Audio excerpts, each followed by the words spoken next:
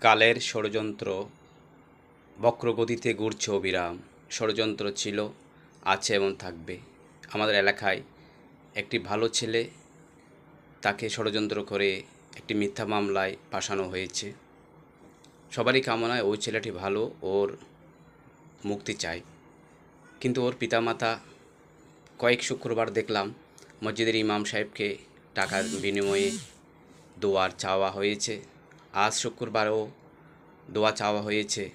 আমি মসজিদে বসে চিন্তা করলাম, এইভাবেই কিয়ামত পর্যন্ত যদি দোয়া চাওয়া হয়, এই ছেলেটির সমস্যার সমাধান হবে না।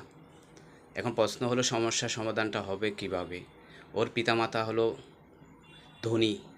যদি অসহায় মানুষ, দরিদ্র মানুষের পাশে দাঁড়ায়, তাদেরকে যদি পেট ভর্তি করে খাওয়ায়, আল্লাহর জাতে পাকের কসম খাই বলছি, সাথে সাথেই এলাহি মঞ্জুর। আল্লাহ সুবহানাহু ওয়া তাআলা অতীব দয়ালু।